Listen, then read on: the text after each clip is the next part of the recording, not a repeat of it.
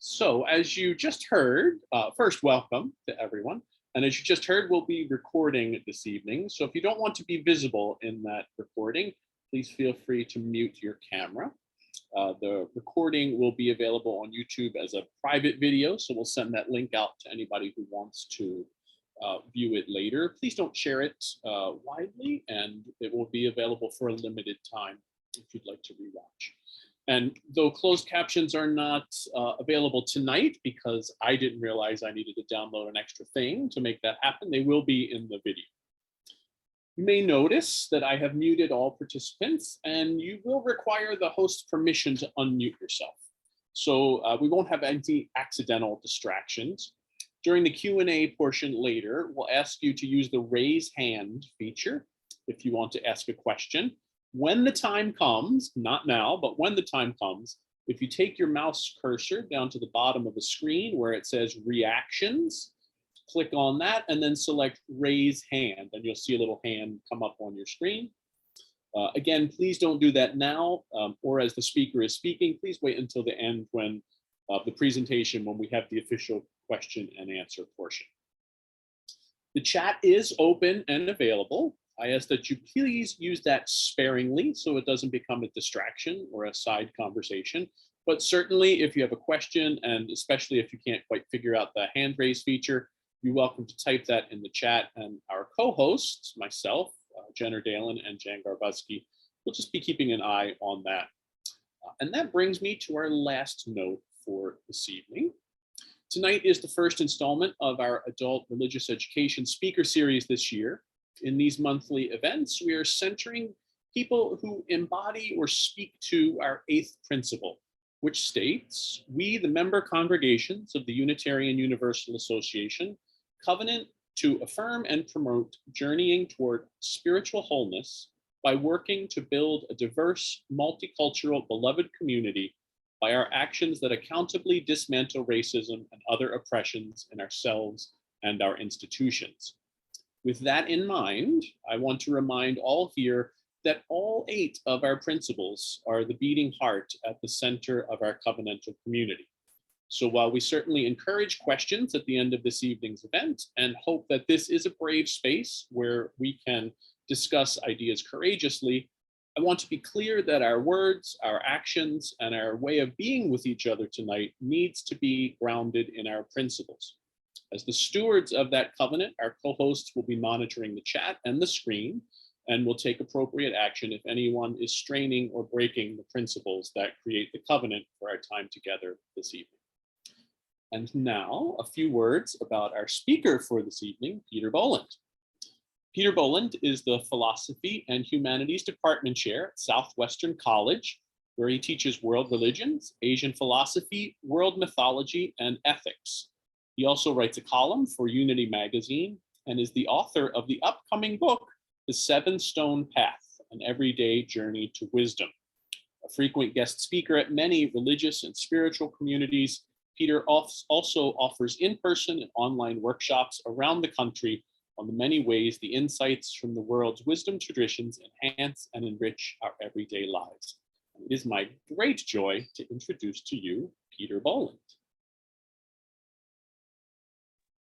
Thank you so much for that wonderful intro. Thank you, Tony. Thank you, Jan, all the leadership here who made this event happen. I'm absolutely tickled to have been invited here to this wonderful community. Look at how many people are in this meeting already, 51. That's amazing.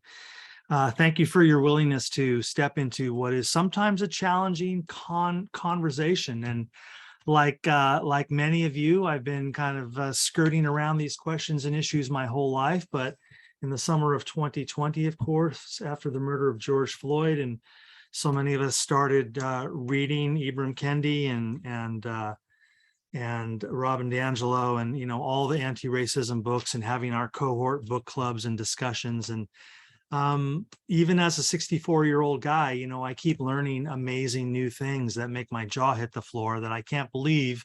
Not only did I not know that thing before, it didn't even occur to me to ask the question. And so I this isn't my normal wheelhouse, right? I'm usually the Zen Buddhism, Sufi poetry guy, but I got pulled into this. I thought maybe I could put things together that would lead folks into a deeper inquiry within themselves. So that's what motivated me to do this work. So let me just open up my my PowerPoint. And speaking of PowerPoint, I want to make this clear from the beginning that I am willing and happy to send this PowerPoint presentation to all of you, anybody who asks, let's put it that way. So this PowerPoint presentation, this slide deck, whatever you want to call it, I will email it to you if you write me an email asking me to do so. So I'm trying to talk and do some things at the same time here. Hide loading meeting controls. There we go. So jot this down somewhere, or maybe you'll just remember it. My name, of course, peterbolland.com. So at some point, go to my website, peterbolland.com. And there's a contact button there. Hit that contact button and just drop me a message and say, hey, I was at the Dismantling Racism talk. Can I have the PowerPoint? And I will be happy to email that out to you tomorrow or as soon as I get your email. So I want to make sure y'all know that that is a resource that I want to give to you if you request it on my website. Oh, and while you're at peterbolland.com, if you sign up on my mailing list, you know, that's nice too. But that's not the main reason. I really do want this to be a part of your, I don't want you to have to write everything down tonight. You know, I don't want tonight to be a big note-taking chore. So that's why I'm offering that to you. So dismantling racism, one insight at a time. And I guess I'll start with this general sort of mission statement that our great unfinished work here in the United States and really around the world, but we're going to focus on the US, is finally coming to terms with racism in authentic, meaningful, and transformative ways. And we're going to go through it in a sort of specific path. And I think we'll start with this, that at root, racism, I think, stems from deep structures within consciousness, which then get codified into repressive hierarchical systems that benefit the in-group at the expense of the out-group. And in this inquiry, we will do the important work, or some of it anyway, of peeling back the layers of unconscious bias, laying bare part of the untold story of supremacy, and raising our eyes to the realization of the promise of America, a land where all are created equal. You know, I'm kind of a corny patriot. I do this because I believe that America is an unrealized promise. And so we're going to think about it in a number of different ways tonight. But before we begin, maybe just a few suggestions about how to enter into this work. I think it's important to enter into this work with the right frame of mind, especially for us white folks. I can't see any of your faces right now because I've just seen the PowerPoint in my own little face.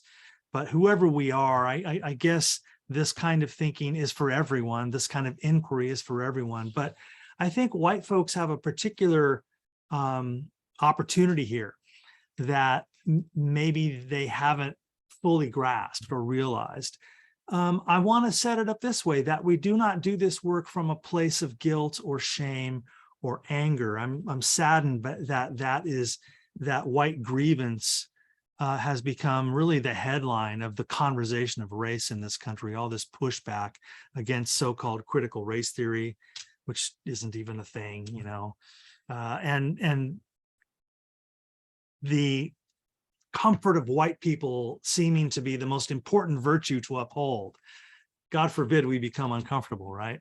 But I want to speak to white folks and say, if you're feeling shame or guilt, I don't think that's an appropriate response to this work. Rather, let's shift it. Let's do this work out of deep empathy, deep humility, and deep compassion. We do this work not to atone for past sins, but I think to lovingly, willingly, and optimistically lend our voice, our hands, our hearts, and our minds to the shared endeavor of helping to bend the arc of the moral universe. That's something I think we're all interested in doing. So that's the spirit in which I enter this work, and I invite you to try that on as well. We do this work because we believe that all human beings are beings of infinite value, to borrow a line from the philosopher Kant. And because we believe that we have a moral duty to wield our tools in the service of truth and justice. And then on the counterpoint, we do not do this work as white saviors. The last thing we want to do is to continue to dominate the dialogue, center our voices, let alone center our grievance and discomfort, or, swoop in as white saviors to lift up others. I think a much more fruitful and constructive stance or approach would be to enter into this work to lift ourselves up, because racism dehumanizes all of us. When I was a kid in school, like all of you, I learned about Abraham Lincoln, and I was taught that he was assassinated in the Ford Theater in Washington, D.C. by an unemployed actor named John Wilkes Booth. Nobody told me in high school that John Wilkes Booth was a violent white supremacist. That particular phrase was not used. Instead, unemployed actor was used for some reason.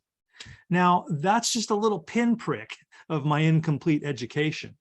But it was much later, in fact, quite recently, that I dug deeper and realized that John Wilkes Booth was part, kind of like the January 6th insurrection, that John Wilkes Booth was part of an underground militia dedicated to the maintenance, in this case, of Black chattel slavery. And his white supremacy was so deeply embodied that he murdered the president of the United States for the Emancipation Proclamation and the Civil War. I took this picture when I was in DC a few years ago. It's a chilling place, right? You've been here, many of you, of course. It's moving. It's profoundly moving.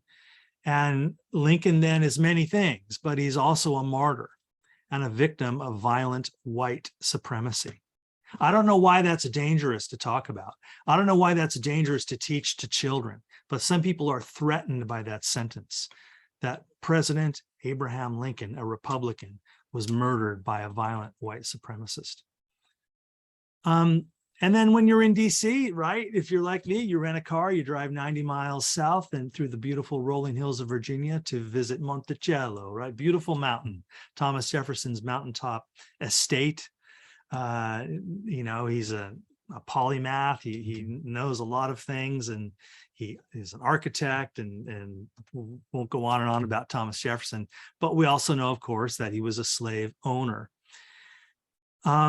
And so to visit Monticello is to walk the grounds of a slave plantation where all of the wealth accumulated there was earned on the backs of enslaved human beings.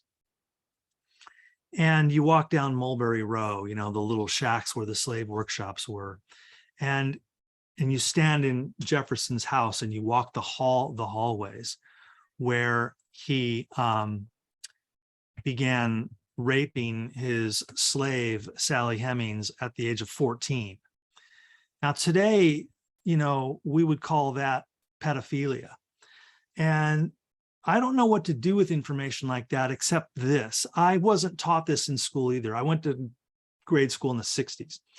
And I was reading curriculum built in the 50s when the whitewashing was complete and all of this was missing from the narrative about who Thomas Jefferson was.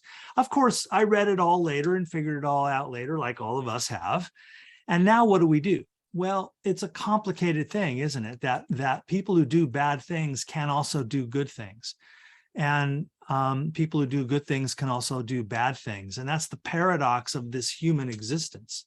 So I'm not here to pronounce judgment on Thomas Jefferson, just to simply and plainly, without drama, say what happened. And he ended up fathering a number of children with her.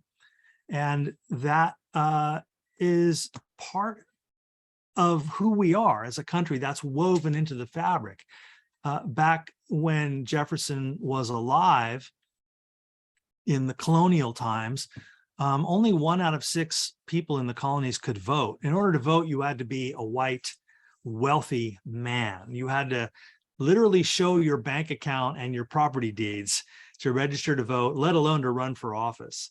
So when Jefferson wrote, "We hold these truths to be self-evident that all men are created equal," he of course meant something very different than we do. He meant wealthy white men. And so white supremacy and classism was baked in to the institutions of the founding of this country. And in many ways, the history of this country since then has been the gradual erosion of that explicit patriarchal white supremacy and the inclusion of more and more people, a process under which we are painfully still engaged. So let's do a little cleaning up before, this tonight isn't about American history, but that's the sort of context, right, out of which I came, out of which many of us came, sort of incompletely educated about a lot of this stuff. So that's one of the factors I want to consider with you this evening. But before we go any further, I think we need to build a shared vocabulary, a shared set of terms, what Confucius called the rectification of names. And when you're doing philosophy of any kind, it's helpful to kind of like, okay, let's define our terms. What does freedom mean? Everybody's for freedom, right? Yeah, freedom. But what exactly do you mean by freedom? Is it okay to run red lights? So that is called the rectification of names. Let's see if we can clear up some words we're going to need to use: racism, bias, prejudice, discrimination. Because before or until we do this, they're all just sort of mushed together and we're not going to make much progress here. So let's begin with some common ground, namely our inherited cognitive structures. The way our brain works, the way cognition or thinking works, and how evolution favored something that psychologists call fast thinking. So I'm imagining our ancestors there on the plains of the Serengeti in Africa. This is a picture I took at the dioramas in the Natural History Museum in New York City, these beautiful displays. So here are these hominid people, these beautiful people, who are our ancient ancestors 150,000, 200,000 years ago. And what psychologists mean by fast thinking is simply the evolutionary benefit of making snap judgments. Like when you see a rope on the ground, I need to know right away, not later, is that a rope? Is that a benign snake or is it a poisonous snake? And biological survival favored fast thinking, snap judgments. And so you and I use this all the time: fast judgment or fast thinking versus slow thinking. And that's just one of the things we know about how thinking works. And so it seems that through Darwinian evolution, natural selection selected discrimination, bias, and prejudice as a beneficial cognitive modality that enhanced survival. It kept people alive and it helped them pass their genes on. So let's establish that all of us naturally discriminate, feel bias, and make prejudicial assumptions about other people. And I'm not even talking about other people who are of other races than us. I mean, in every way, shape, and form. So, I live in San Diego and I live out here toward Mission Trails Regional Park. And when I hike on the trail, when I see a snake, fast thinking kicks in. I don't even have a rational thought in my head before the reaction is already happening. I am stepping back, I'm stopping, my heart rate goes up. The fight or flight kicks in, all that amygdala, lower brain stuff. That's what we mean by fast thinking.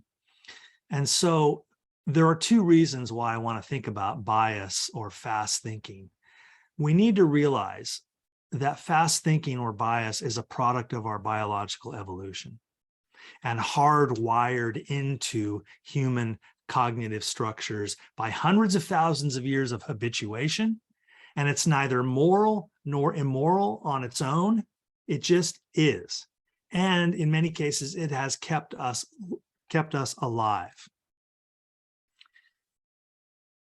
And realizing that we are not personally responsible for innate or unconscious bias makes it easier to reframe it, not as a personal failure or flaw, but as an outmoded pattern that no longer serves our highest good, or at best, a pattern of thinking that must be checked by slow thinking.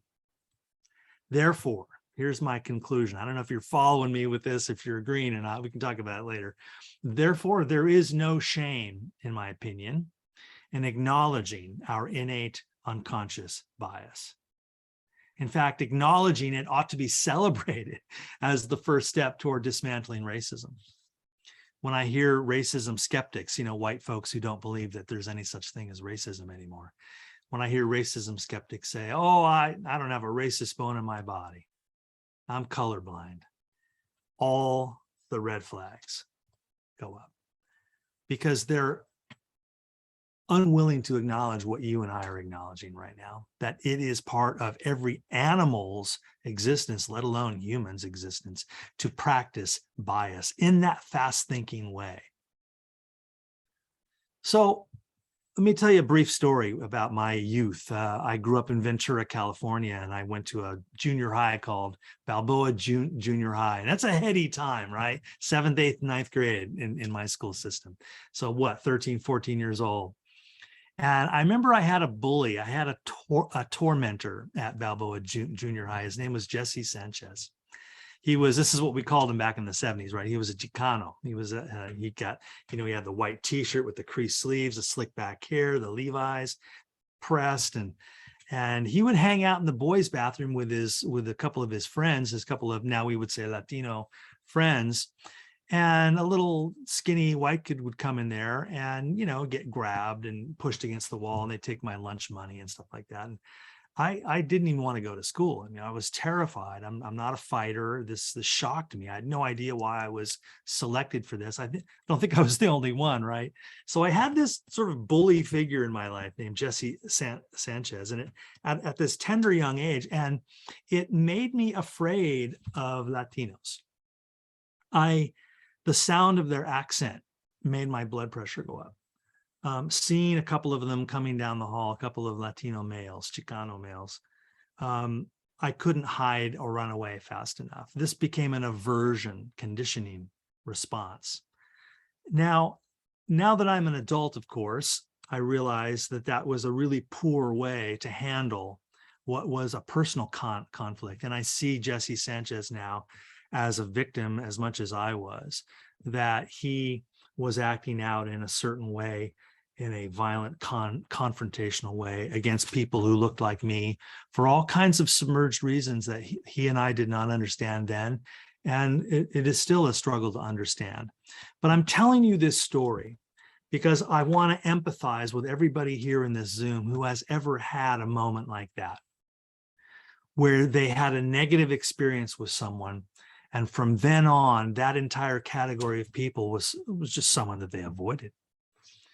And so that goes into the mix as well, this idea of aversion. So bias, discrimination, prejudice, we're saving the racism word for just another couple of minutes here. Is that natural, or are we conditioned into it? Because I've given you two options so far. I'm arguing that some of it comes from our biological responses and some of it comes from our experiences at the hands of others. So is our universal propensity for bias, prejudice, and discrimination innate? Or is it a product of our environment, our education, our acculturation, and peer pressure? And the answer is, of course, yes. The answer is it's got to be both, right? It's got to be both. It seems clear that it's coming from both places. We can argue that there is a certain elemental propensity for bias baked into us that we need to think our way out of with better thinking. But there's also a sense in which societies can propagate stereotypes and teach them to their kids, and media and everything plays a role in this. So it's got to be both, right? And do you remember that musical South Pacific? Really a kind of a cutting edge piece for its time. There's that song, "You've Got to Be Carefully Taught." That kids have to be taught to hate by the time they're 7 or 8. You've got to be carefully taught. So the whole thesis of that song, if I may use such a word in this case, is that all discrimination and racism is taught, that human beings are born blank slates, pure. I think we've dispelled that idea a little bit. So I don't know if that song is actually right. I think it's too misleadingly simplistic. It shines the spotlight on acculturation to the exclusion of whatever innate fast thinking might be getting us into trouble too. So this is why the diversity training we've been trying for the last 50 years hasn't really done much, hasn't moved the needle, because we have mistakenly assumed that bias, prejudice, and discrimination were strictly products of our conditioning, and we could all therefore educate ourselves out of this hole. And I don't know. It turns out color blindness wasn't a step in the right direction. This whole I don't see color. Well, first of all, it's absolutely false. Of course you see color. If you're white and you stand in front of an African-American, you're going to say that you don't see that they look very different than you. You're lying. Of course you see color. We all see color. So color blindness is this weird way a lot of white people have of sort of centering whiteness. I remember talking to one white woman after a webinar. She said, you know, I don't like the way you use the word white all the time, because I'm not white. I don't have a race. I'm a human being. And in my head, I'm like, oh my God, that is such a white thing to say. Imagine a black person saying, I don't have race. I'm just a human being. So that's a whole separate discussion about how centered white consciousness is, to where they don't even think they have a race or look a particular way. I'm just, normal. So the tendrils of bias, this is a mess, isn't it? The tendrils of bias run too deep, and unconscious bias is just too hidden. Now, finally, let's add racism into the mix. This word is a particularly charged word. So we're reserving this highly charged word, racism, for something much more specific than what we've been talking about so far. The universal human propensity for bias, discrimination, or prejudice.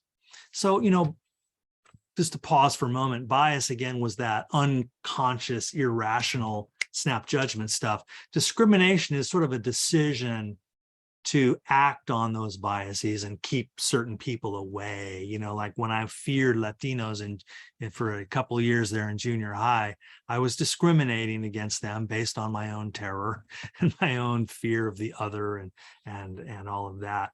It's so ironic to me now, because it was just so groundless. It was just so logically flawed to do that. It was cognitively weak to do that. Because I, of course, like all of you, live in a world of rich Latino diversity. To lump everybody in that category into to be feared was just bad thinking and erroneous and destructive to them and to me. So discrimination is a little worse than bias, right? It's when you start making decisions based on your biases. So let's drill down into what we mean by racism. And this is going to be tricky, because we want to make it different than discrimination or bias or prejudice. Racism is more than the personal belief that races have specific traits or qualities, and that some races are superior to others. Racism is more than that. Yes, that's what racism kind of initially means, that races have specific traits and some races are better than others. Yes, it starts there, but I think far more important, especially today, is coming to this understanding that there is an additional element to the concept of racism. Racism is not just a personal belief. It is a system or a structure built up over many generations within which all members of society exist. You recall a few minutes ago, we were talking about Thomas Jefferson for a minute there, and what life was like in colonial times. 1 out of 6 human beings was an enslaved human being, and 1 out of 6 humans was a rich white man who could vote. And so they built an entire system of government and an entire economy and an entire curriculum around the idea of white male supremacy. And then generation after generation was raised in that culture. The books got written, the universities taught what the universities taught under that mode of consciousness, under that worldview, under that belief system. So as my friend Ogun Holder puts it, racism isn't a shark in the water, it is the water. We're talking, of course, about systemic racism, a term we've all heard before. Now, our friends on the right push back and they say there's no such thing as systemic racism. This is the big divide between right and left right now. The people who are fighting against the inclusion of telling the real history of America, you know, they're who go to school board meetings and pass out pamphlets about how evil critical race theory is and how teaching racism makes people racist. That ideology, their fundamental worldview is that there is no such thing as racism. And if there is, it's a personal flaw. It's something wrong with that one guy. And so stop painting everybody with this brush. In other words, they absolutely deny the existence of systemic racism. They wouldn't agree with this claim at all, that racism is a systemic structure. So they wouldn't appreciate Ogun Holder's statement there that, although I love it, racism isn't a shark in the water, it is the water. And we're all in it. African Americans are born in it. And so that becomes problematic in other ways later. So to put a finer point on it, racism, I'm arguing here, and not just me alone, racism is a structure or system where the biases held by the dominant group get baked into the institutions of that society, then codified into law and policy. So this infects from the inside all systems, economic systems, the way banking, who gets a loan and who doesn't, governmental systems, legal systems, different penalties for different racial group crimes, social systems, personal systems. They're all informed from within by the dominant group's biases and prejudices. Policing, the justice system, the education system, you know, curriculum. That's why the fight over curriculum is so strong right now, right? I read today that a school board in Texas over in a large county had the Diary of Anne Frank removed from all the libraries and schools in that district today because it teaches critical race theory. I didn't even read the article because I don't have enough bandwidth to keep up with these arguments. I don't understand what that means. And I kind of don't want to, honestly. So housing system, you know, we all know about redlining.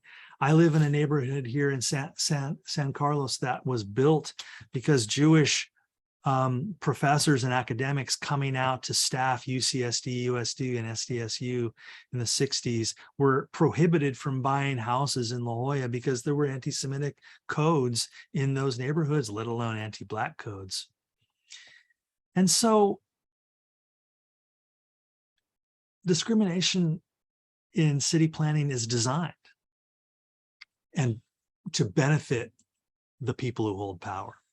And it doesn't matter. This is a really interesting wrinkle in this thought, this chain of thought we're on right now. It doesn't matter if an individual member of the dominant group bears no ill will toward the subordinate group, they still benefit from the system that favors their race and disadvantages other races. As a cisgender, straight, white male, tall, blue-eyed guy, native English speaker, every room I've ever walked into my whole life, I bring with me access, unearned access. I don't have any particular merit, right? I get treated differently than women get treated. I get treated differently than differently bodied people, than different race people get treated through no benefit of my own. Through no intention of my own. And that is structural racism. It's nobody's fault, by the way. It's nobody alive today's fault. We'll dive into that later. Even if they had nothing to do with the construction of the system, nor contribute consciously to its maintenance and upkeep. You know, if every white person today authentically and genuinely renounced racism, the structures of racism would remain intact. until a majority of us dismantled them. So this is the argument in favor of there being systemic racism. And more to the point for me, and maybe more painfully important, that we have to just stop thinking of racism as a personal moral mistake and think of it more as a structure within which we all live. And my favorite Jewish mystic, Abraham Joshua Heschel, puts it this way: not all are guilty, but all are responsible. That's why I'm here tonight with you. It's why I'm taking time out of my life to do this work. I'm not trying to save anybody, but my own conscience. I feel a certain responsibility because of the benefits that I've been given. And we don't have enough time tonight for me to tell you all the stories about the times in my life where I escaped far worse consequences and punishment because I was part of the club. Here's another piece, and this is particularly directed to my liberal friends who are angry, as am I, about a lot of things. But going around accusing people of being racists isn't helping. For the reasons we've just been thinking, we need to shift the conversations about racism from personal belief and behavior to systems and structures. And in some ways, when we see the explicit racist, those Klansmen who murdered Ahmaud Arbery because he was for the crime of jogging while black. Yes, those are poster boy explicit racists who hunted down a black man and shot him to death with their shotgun, unarmed. It's so easy to say, yeah, see, those are the racists. I'm not a racist. I'm not like that. But now we're thinking about it in terms of a system. Now we almost have compassion for those guys, that those guys grew up in the same racist consciousness as so many of their neighbors. Now, did they take the violent next step? Yes, they did. But they're not outliers. They reveal something about deeply embedded white supremacist consciousness that all white people are susceptible to. Is that soft enough to say?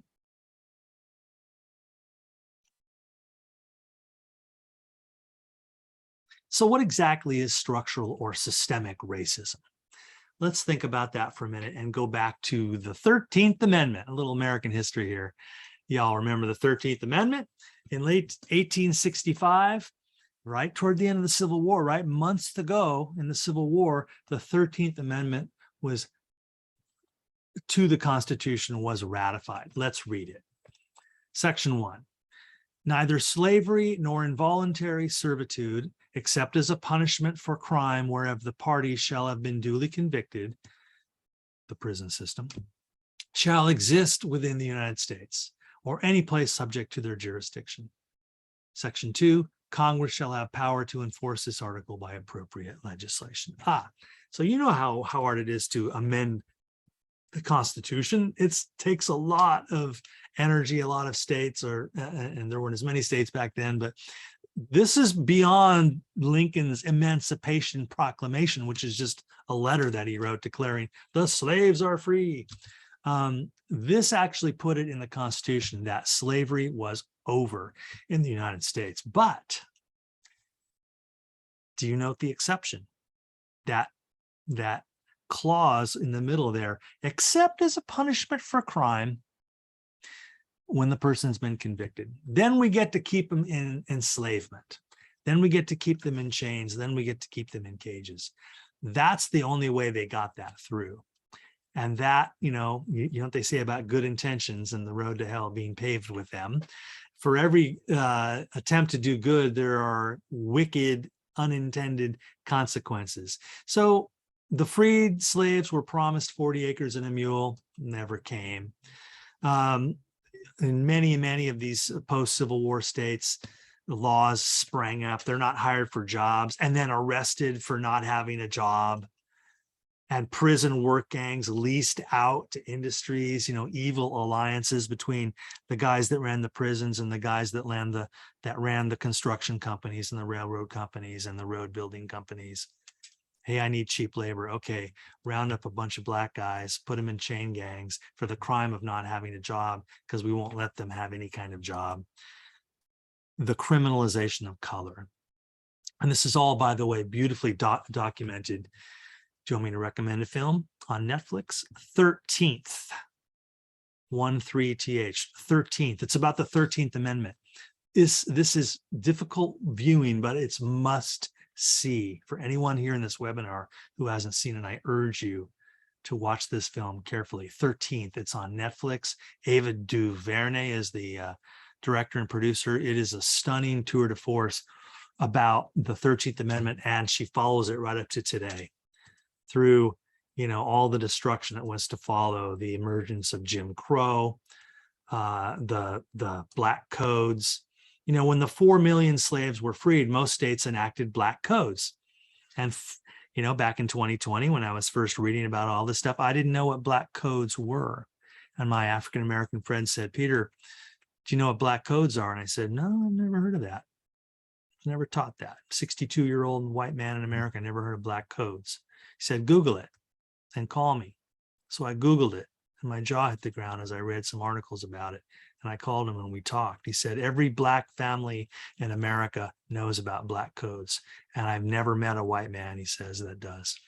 This is what black families teach their kids. Black codes were hundreds and hundreds of city, county, state, parish, and state laws restricting all aspects of African-American life, where they could live, how they could dress, where they could travel, how they could travel. Endless discriminatory restrictive laws. And then, of course, Jim Crow is this sort of cute name that gets put on to the explicit segregation laws that take shape. And as another black friend of mine put it, we were freed, but we weren't free. Again, none of this I learned in school. And I don't blame my teachers because they had an even worse educations than I did. So the lie of separate but equal. Let's think about how generations of Jim Crow impacted multi-generational black wealth. We're still talking about systemic racism. We're still on that thread to kind of make the case that systemic racism is a thing. And I know I'm focusing on African-American or anti-black racism. We can clearly talk about anti-Semitism or the horrific treatment of indigenous Americans or anti-Asian or anti-Latino or Mexican-American out here in the West, and so on and so on and so on. There's lots of examples of this, but just for intellectual clarity, let's focus on anti-black racism here tonight.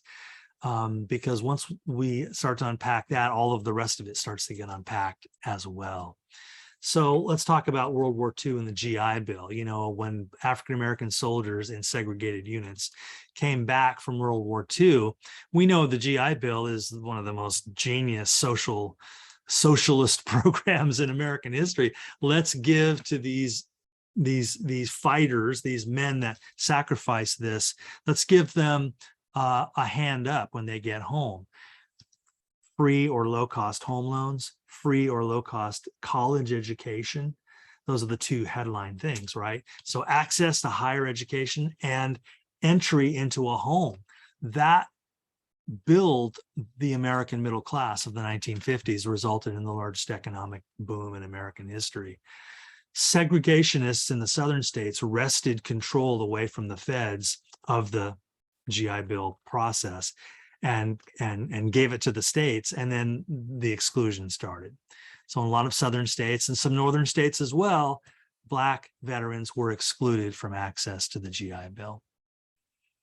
90% of white veterans took advantage of it. About 5% of African-American veterans had access to it. That's structural racism. And multi-generational wealth is caused by home ownership. That's the single most significant factor in the building of wealth. Look at your own family history if you've been here a few generations. If you're a grandfather or if your grandparents or your parents were able to buy a home, and when they pass away, that equity goes to you, and so on and so on. And then the red lines we've already mentioned, dividing cities and towns into white and black neighborhoods. So here's one little stat I'm going to drop on you. I'm really trying to keep numbers out of this and instead tell a story, because we could just drown in charts and graphs and data. But I want to give you one fact here. The average white American family has a net worth of $170,000. The average black American family has a net worth of $17,000. That's a factor of 10. This is what happens when you let centuries of unfettered systemic racism run rampant and unaddressed and unatoned for. You know, we all know this in our spiritual work too, right? The first thing you have to do if you're interested in truth is, if you're interested in reconciliation, is tell the truth. We have to name it before we can talk about reconciliation. So the difficult truth, and it is difficult, despite its promise of being a place where all are created equal and endowed by their creator with certain unalienable rights, the fact remains that racist consciousness is baked in to our national structures and systems. Those of us alive now did not design or create these systems. That's why guilt is inappropriate. Guilt is only appropriate if you've done something wrong. But guilt is just an ego trip at this point. Those of us alive now did not design or create these systems, but people who look like me benefited from them. And this is what is meant by white privilege. Now, I know that phrase, boy, do some people hate that phrase. It really triggers a lot of people. So let's unpack it a little bit. In our anti-racism work, white privilege is one of the more charged and problematic terms. Perhaps if you don't like it, how about this? Unearned advantage. Maybe that's easier to swallow. So white people, let's get this out of the way. White people does not mean, white privilege does not mean that white people get everything handed to them or have it easy. Of course, it doesn't mean that. It just means that I don't have the same barriers in front of me that an African-American in my same position would have. They would have different and higher barriers. So that's all it means. It simply means that when you show up in a white body, you have access to a whole host of advantages not available to people in non-white bodies. This seems to me undeniable. And there's so much data to back this up. You know, when a black person and a white person goes into a bank to get a loan, when a black person and a white person goes onto a car lot to buy a car, it's just on and on and on. You put a black family in a house and put the house on the market, and you put a white family and then you take them out. You're using actors, right? And then you put a white family in the house and you put that house on the market, and the asking price is $200,000 more. This is because racism is not the shark in the water, it is the water. And we're all unconsciously affected by it. So I think it's just a wonderful opportunity to explore this.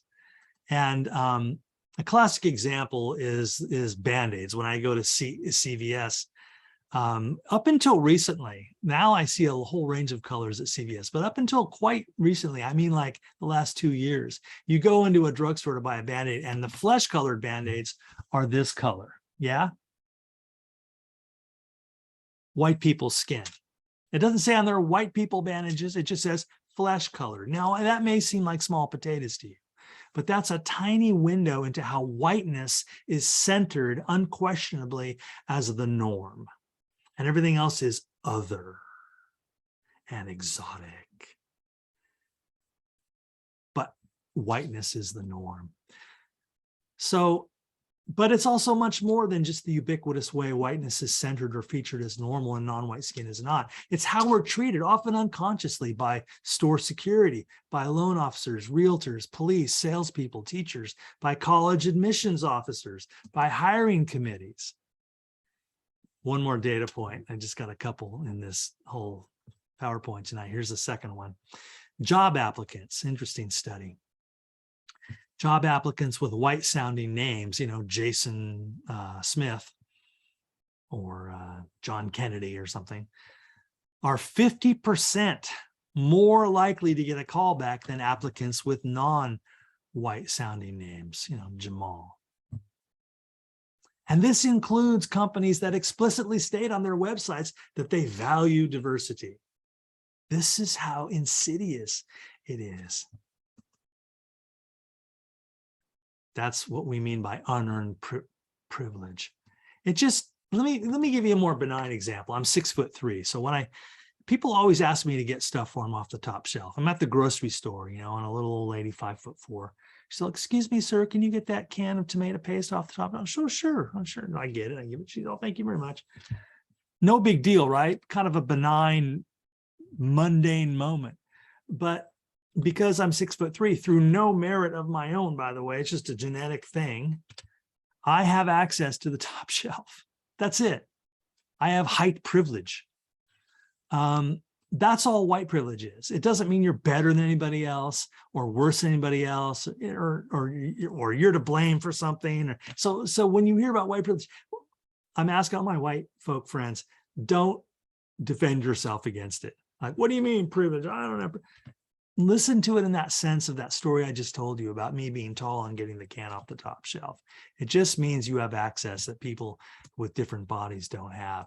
And it's all in that great book, White Fragility by Robin DiAngelo, which, by the way, I'm going to talk much more about on Thursday, September 15th, right here. I'm going to come back and do another one of these webinars with y'all, 6:30 to 8 p.m., just like this on Thursday, September 15th. That webinar is going to be called Why It's So Hard to Talk About Racism. Why it's so hard to talk about racism. So just pre-announcing that'll be on the September calendar.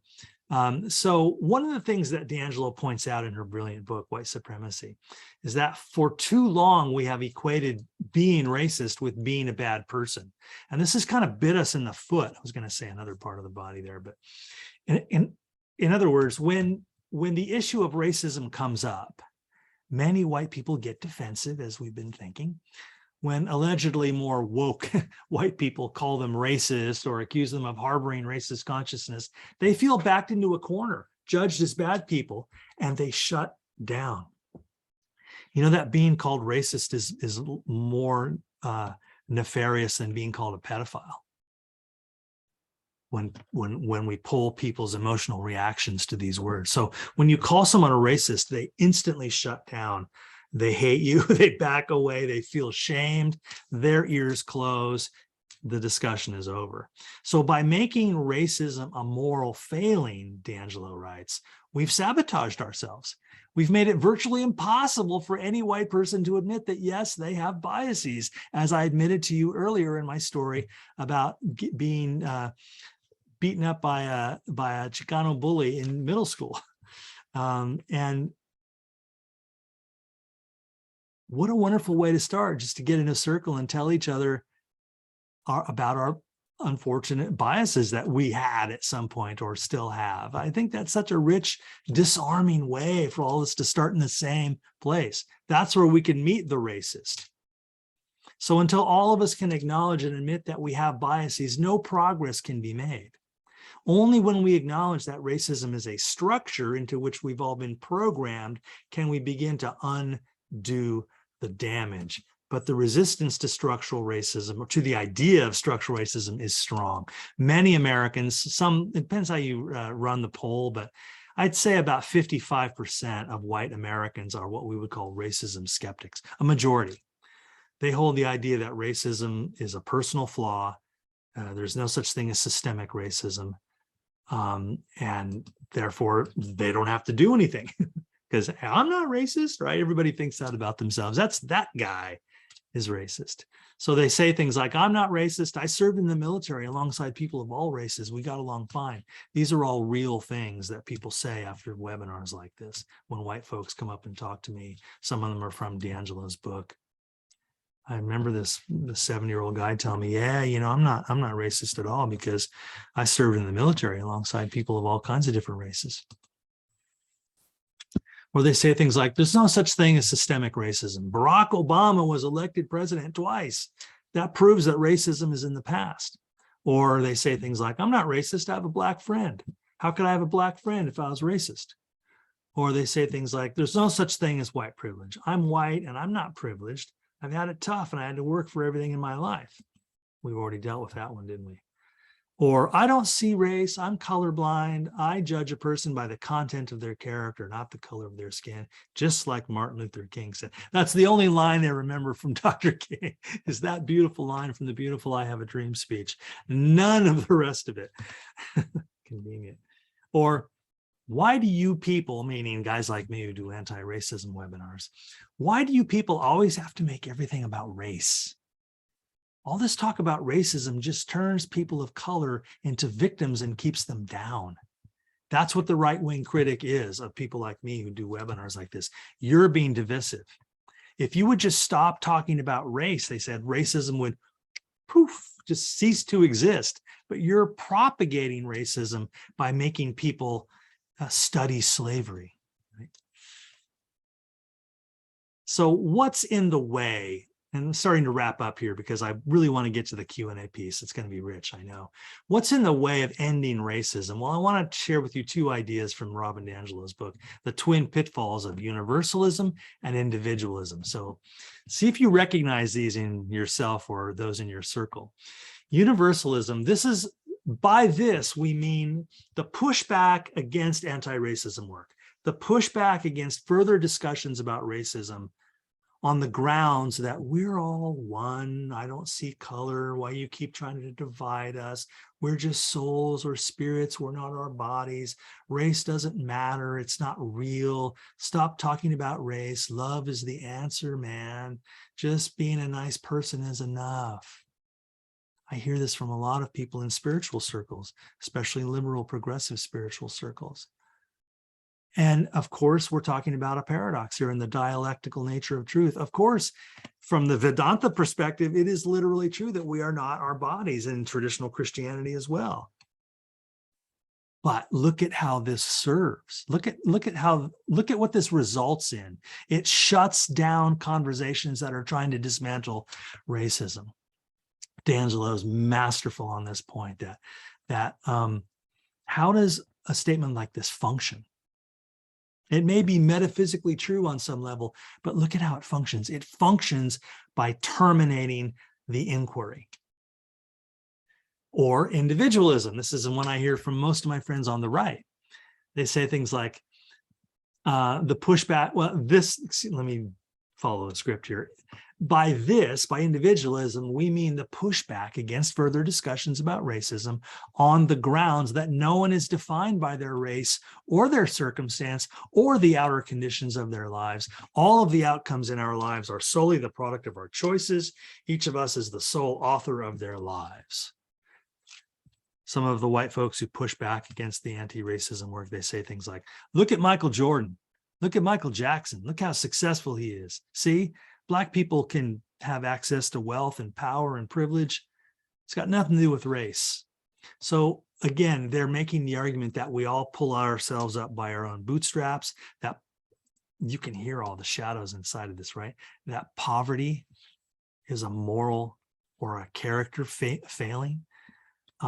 So be on the lookout for the positions of universalism and individualism, because both of these forms of racism skepticism or racism denial, both of them are forms of that, the view that racism is no longer a major problem. And both of these stances are rooted in white fragility, DiAngelo argues, and the denial of the existence of racism. And simply put, you could say that the denial of racism is one of the hallmarks of white supremacy. To say that there is no such thing as race, there's no such thing as racism, because I'm in the center of the power structure and everything's fine. So here's a graphic I nicked off the internet. Let's take a moment with it because it's sort of about what we're doing here tonight, right? So we start in that blue circle on the left, becoming anti-racist. And many of us began in this first circle there called the fear zone, where I deny that racism is a problem. I avoid hard questions. I strive to be comfortable, right? That's the big criticism of critical race theory. You're making my kid feel bad. I don't know. When I started learning about these things, I didn't feel bad for like I had done something wrong. I felt bad because things were so messed up, but I didn't take it on as my personal failing. That's such a curious thing to do.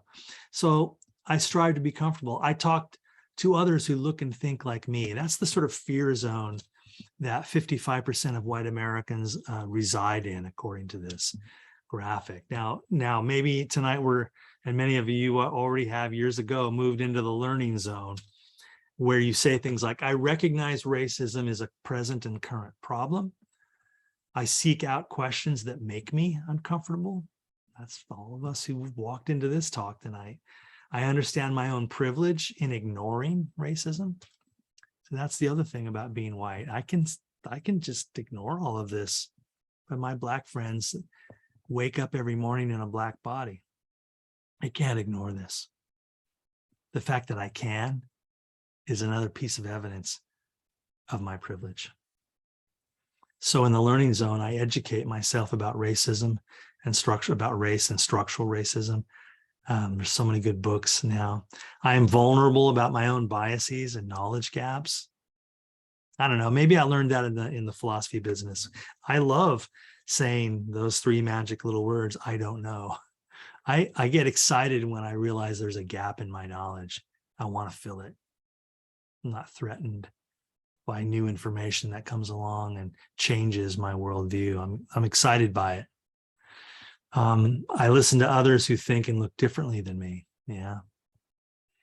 And then the ideal, I suppose, would be to move into that far right edge of the circle there, the growth zone. Now the statements become, I identify how I may unknowingly benefit from racism. I promote and advocate for policies and leaders that are anti-racist. I sit with discomfort. I speak out when I see racism in action. I educate my peers how racism harms our profession. I don't let mistakes deter me from being better. I yield positions of power to those otherwise marginalized.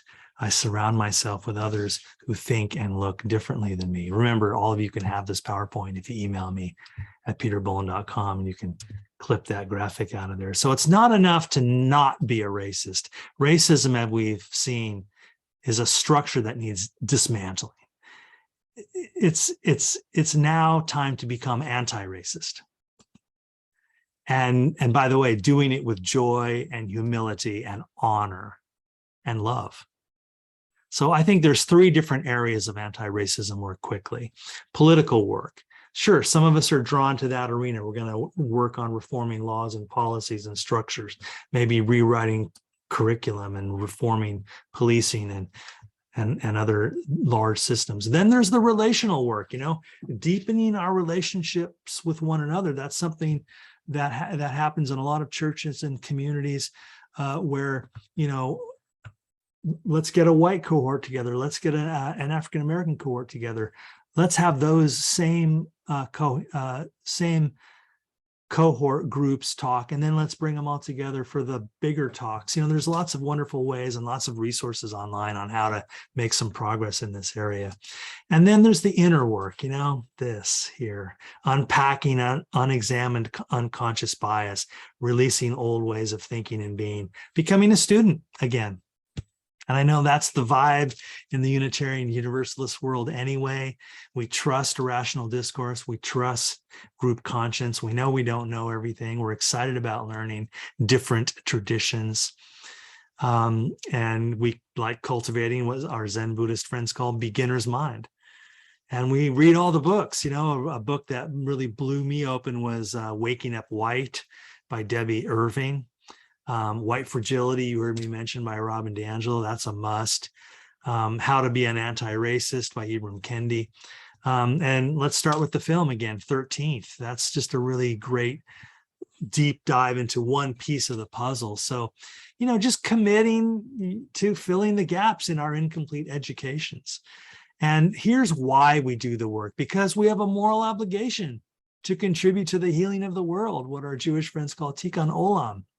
that we have been given all these gifts and we have a moral obligation to wield them, because it is our dharma, as our Hindu friends teach us. It is our duty to be the presence of wisdom and insight as best we can, and the presence of compassion and being brave, having courage and being willing to serve, especially when it makes us uncomfortable.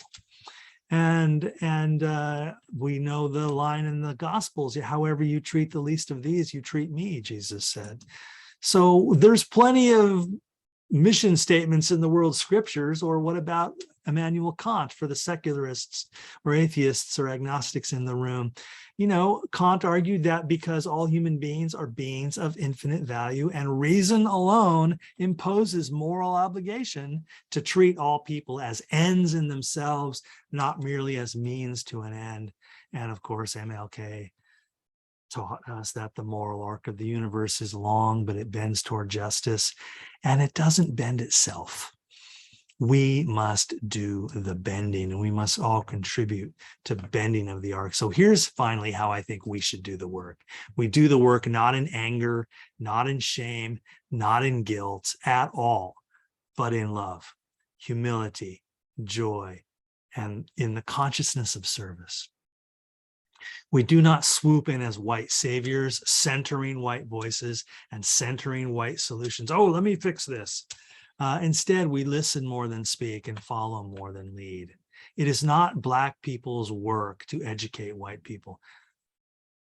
Have whatever conversations you want, but I think in my work, I've noticed Black people are just sort of tired of explaining this over and over and over and over.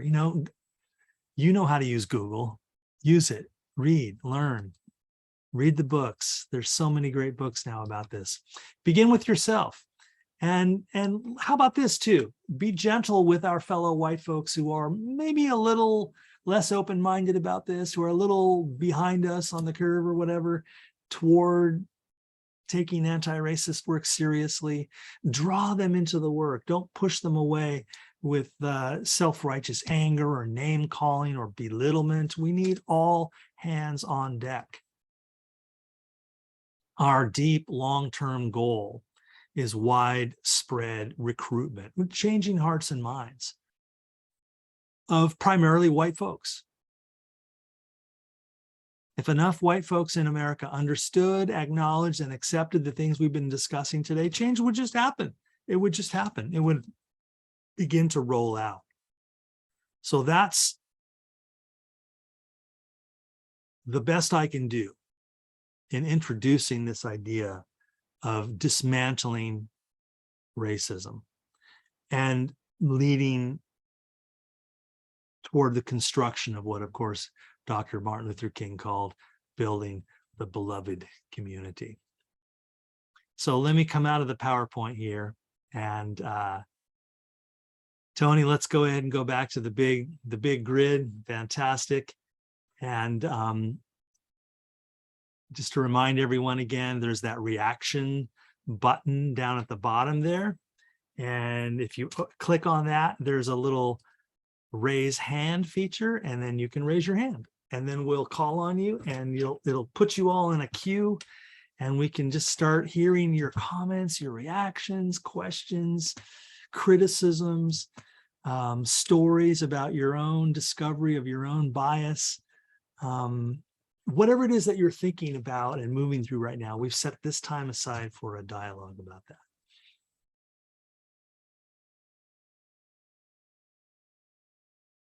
Should I start with the one in the chat? Oh, we do have a hand. Oh, never mind. Let me just start with that. Hi. Me? Yes, Okay. Elise. Okay, I have something I wondered about. When I've been watching TV, sometimes I'll see an ad that I think I've heard it's kind of racist. And I'll give you what it is.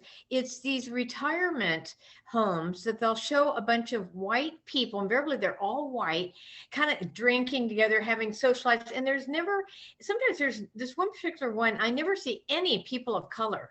And I'm just wondering, it's almost like saying, okay, don't bother coming to this retirement home on a subliminal level or something. What do you think? Oh my gosh, you'd have to ask the casting director on those shoots. That's a fascinating question, and I'm with you. I'm compelled to pay attention to media, to advertising, to television. There's nothing too trivial to not be a part of the shared story that we all tell each other. And people buying ad time on TV are spending a lot of money. They think very hard. They think very hard about the diversity of the cast and who their target audience is.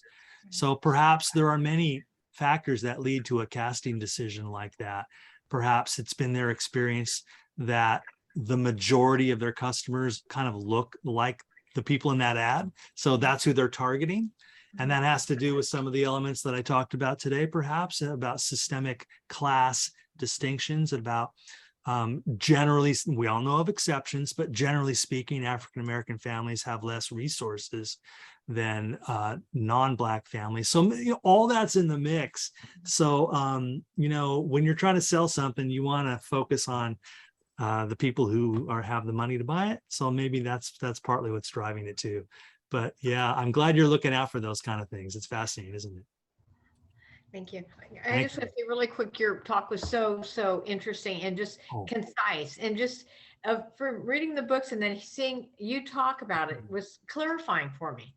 So thank you, Ace. Perfect. Yeah, that's why I'm here. I just, when I think about all my racism skeptic friends, they're not going to read all these books. So I thought, what can I do to kind of get the message into a little package and pepper it with some stories that they might empathize with? And that comes out of my own training. I've done a lot of work with people a lot smarter than me on all these issues. So John Castro, what's up, dude? Come on in. Can you hear me? I can. Okay, I guess 2 points I wanted to make, regarding the idea of universalism. I guess a similar concept is about essentialism versus existence, and that we're both actually, there is a spiritual part of us, a divine and spark, but we are social beings. We live in, exist in a social, cultural world, which heavily influences, like Marx would say, it is not consciousness that determines being, but it's social being that determines consciousness. The other thing too about America, there's a fantasy. We have this fantasy that we're the greatest country. We just have so many myths which counter this idea that it's a structure problem, because we just have so many ideal myths about the United States. That we're just the greatest country ever, and our system provides for, say, a middle class. It's been good for most people, not everybody, but for most, or especially particular white people. There's always going to be a few, maybe, some chain improvements. It's a few people of color are going to in some way break through and move up, which then reinforces the idea of some white people to think, oh, see, the system is good. There's a few, there's some people of color that have made it. Yeah. No, I think you're right, John, on that second point, that the reason anti-racism, well, let me back up and be more specific. The reason discussions of structural racism, its existence, are so threatening to the sort of politicians or pundits who talk about American exceptionalism.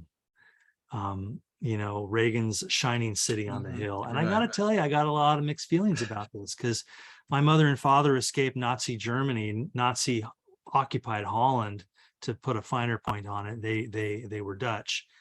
And in 1941, when the Blitzkrieg came over the border, my mom and dad lived under Nazi occupation for 4.5 years. And it seemed like the world had ended. And, D-Day turned it around, et cetera. And by 1950, my mom and dad had come to America. And it had been a dream of my father his whole life to come to the United States, because this was a place where ordinary people could kind of make it, and those things are still were largely true. There for people that look like my mom and dad, there was a way to kind of get in and get your foot on the ground. And they bought that first house in 1962 for $17,000, a 3-bedroom, 2-bath, 2,000 square foot house, the home I grew up in, my childhood home. They bought it for $17,000 in 1962. They passed away a few years ago. My 2 brothers and I sold that house for $450,000. And you know the story of California real estate, right? And we split the money, and that's how you build wealth in a family. So through no merit, I would say, of theirs or of mine, the system carried us into a middle-class existence, and that door was simply not open to others. And if you talk about this in certain circles, you are being anti-American, because, as you pointed out, John, you're threatening the mythos of this perfect place where everything is fine. And as we've been documenting in this last hour, it's you only think it's fine if you ignore vast swaths of what actually happened and how it actually happened, that I'm sitting on unceded Kumeyaay land, et cetera, et cetera. It just goes on and on and on. So yeah, that's a fascinating question. I always, I think about 35%, 40% of Americans have a passport. I think about 60% don't. And that's not always because they don't want to travel. They don't have the money to get on a jet plane and go to Paris. But when you start to travel around the world, you realize America's a great place, but so is Iceland, for God's sakes. So is Denmark. So is every place an amazing place, with privileges and opportunities we don't give our citizens. So that whole business about American exceptionalism leaves me a little cold, even though I'm a patriot in a lot of ways. My dad was one of those immigrants. He hung an American flag on his house every day because he'll never forget the day the American GIs liberated his Nazi camp where he was being held in forced labor. And tears streaming down his face. I mean, he was one of those immigrants that just was an uber patriot. And so that's all in the mix here, and so, yeah, I appreciate that. Thank you. Yeah. Leora, hi. Let's unmute and hello, and hello to everybody. I am a Junitarian at UUFSD in Solana Beach, and I want to say your presentation was exceptional. You encompassed so much in that short time that took me 10 weeks to teach all my student leaders at UCSD each spring quarter. Of course, I only had them for 2.5 hours once a week for 10 weeks and then one overnight retreat. Nice. But you touched upon so many things that I so appreciated. In the beginning, when you were speaking, you're referring to white people. And I was saying to myself, but I'm not white, not white. Yeah. Because I'm not. I'm a first generation Japanese Indian American. My mom's a World War II survivor, and she was one of those people like your dad. America is wonderful. It's the land of freedom because General MacArthur freed her, in her opinion, from Hirohito. Right. I can't wait to get a hold of your PowerPoint, but also to learn more from you. I'm retired now, but wow, I can't say it enough how you encompassed so much in this 1 hour, and you did it in such a loving, caring way that I think anybody could hear what you were saying, and your sharing on a personal level also made the difference. And thank you for using yourself as the example for all the privilege that you have. And even though I'm not white, I have a lot of privilege too. Obviously, getting higher education, not by my parents' doing, but my own. And I think Unitarians are wonderful. Thank you, Peter. Thank you. Thank you, Luria. Wow. Am I blushing? That was awfully complimentary of you. You're hired. I need a publicist. Now, let me follow up with you real briefly before I move on to Susan. You began your bit with I'm a Junitarian. Is that what you said? That's right. My grandparents from my father's side came through Ellis Island from the Ukraine. You can't see, this is yellow and Nice. blue. And so I'm first generation American on my mom's side and second generation on my dad's side.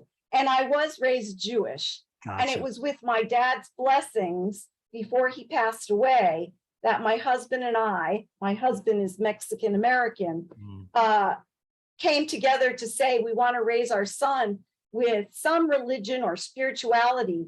And my dad said, I think it should be Unitarian Universalism. Well, he was a bright man. No, that's Yes, thank he you was. for sharing that.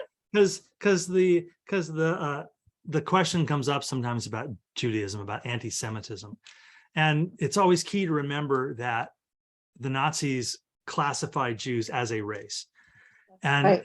And so that's the echo that we still kind of deal with, even though European Jewish people can pass for white in the way our Black friends cannot. But nevertheless, right? So that's one of the complexities. I saw a comment about, and Susan, I'm going to get to you right now. Somebody's raising their hand physically. Oh, okay. So let me go to Kathy next. But let's start with Susan here. Hi, Susan, you're on. Go ahead and unmute, please. Go ahead. It's unmuted. Excellent. Okay, so Hi. I'm actually Benita in Susan's house. Okay. But what I have to say is a perfect follow-up to what you just said. Oh, good. And the World War II VA program made Jews white. Yeah, how so? Expand on that. So prior to World War II, when Jews went for loans, they had exactly the same things in their way that Blacks had. Yeah. And after the war, when the Jewish soldiers came back, they could not be easily identified as the Black soldiers. Yeah. And so when they went for their loans, they got them. And as you've said so many times, real estate and home ownership is the way to wealth. Yeah, for most Americans.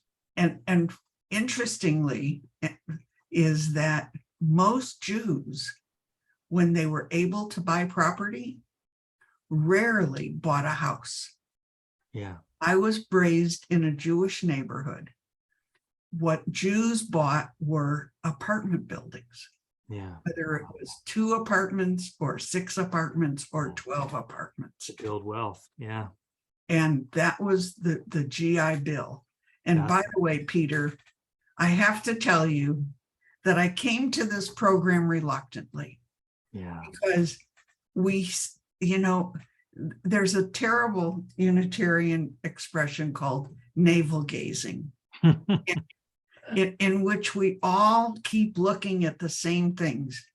And you brought a new insight tonight. And I appreciate that very much. Thank you. Thank you, not Susan. I appreciate that from you. Susan thanks you also. Okay, beautiful. So help me find Kathy, y'all. I don't see anybody waving their hand. Who should we Kathy, you've been waving your hand physically. I'm asking her to unmute now. So Okay. Kathy, if you click on that, you should be able to then unmute yourself. Fantastic. I just want to make one comment that always makes me feel good when people talk of the United States as an experiment. That there are many things that we still have to consider and achieve, and we have made mistakes in the past. I can't say that I ever really felt truly patriotic. My family, my father always complained about being in the service, how he was treated. He had been in China during the Depression just to show the United States flag. And he just, he didn't really talk patriotically, to me at least. Yeah. My sister's different from me, though. It's funny how we grew up differently in the same family. But still, I like to think of the United States as an experiment capable of change. Thank you for that. I absolutely agree. And one of the geniuses of Thomas Jefferson, who wrote the Declaration of Independence when he was 26, 27 years old. Boy, if I told you what I was doing when I was 27, wasn't quite to that level. So John Adams tapped him rightly as the best writer in the group. And that, he cribbed a lot from John Locke, the British philosopher, but that line about we hold these truths to be self-evident, that all men are endowed by their creator with certain inalienable rights, and among these are life, liberty, and the pursuit of happiness. And then it goes on from there.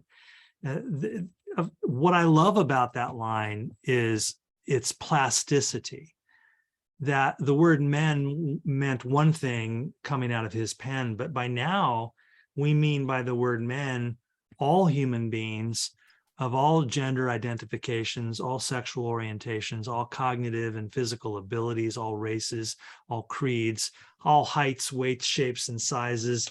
We just keep expanding the circle, and it still holds true. We sort of use the word loosely, men or mankind or humankind.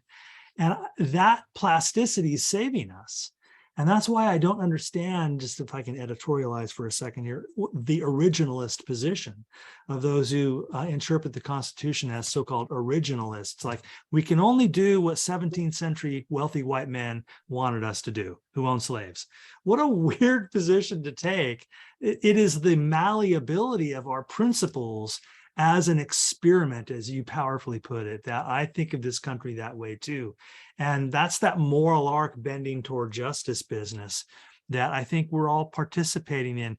All of us involved in any kind of social justice work, or even in the small work of our own lives, we are planting trees whose shade we will never rust under and whose fruit we will never taste. We are trying to build a better world for people generations from now. And I think we all know, especially folks of a certain age, we're not going to live to see grand changes. In fact, history is a long story of one step forward, two steps back. We seem to be going backwards right now. And so I don't have a lot of short-term optimism, but I have a lot of long-term optimism. And that's powerful to me. So who else has got their hand up? I don't see any other official hands raised. I'm looking at all the different screens here. Anybody have some final thoughts? Or go ahead and wave. If your camera's on, you can wave your hand. I can see it. Oh, Susan, good. We have Susan, please. And then John. Susan, go ahead and unmute and come on in. There we go. It wouldn't let me for a second. I took a seminar as a paralegal recently about privilege, and I found it very interesting to look at all kinds of privilege. Tonight we have focused on African American and white versus white privilege. Right. And that's wonderful. Thank you very much for that. I would argue that the use of the word he to include all genders means male standard, that males are still considered the standard. Exactly. We did some interesting exercises about orientation, gender identity, and disability is often left out of this conversation. Yes. Where did you go? You moved on my screen. Anyway, I know that you covered a lot of ground tonight, and this is a lot more to cover, but I think all of us enjoy some kind of privilege, and probably something that's made our life harder too. No, this is absolutely true. And just briefly, I know we have to, I'm hearing from Tony, we need to wrap up because we have staff that are about to go off the clock. So apologize if I didn't get to your comment or question, but you're right. Privilege is to be found in many corners. My Black friends talk to me a lot about colorism within the Black community, et cetera, et cetera, et cetera. So yes, so I hope that the insights of our work tonight can be kind of a model for how to examine all kinds of different dynamics, power dynamics throughout all these different groups. So Tony, let me toss it back to you if you have any closing remarks, or go ahead and take us out. Only to thank you again on behalf of us and at the church. Thank you so much for being with us tonight. And to remind everyone that we hope to see you again on September 15th. We'll have Peter back again. The registration for that night should be up by tomorrow, he said skeptically. Definitely by the weekend.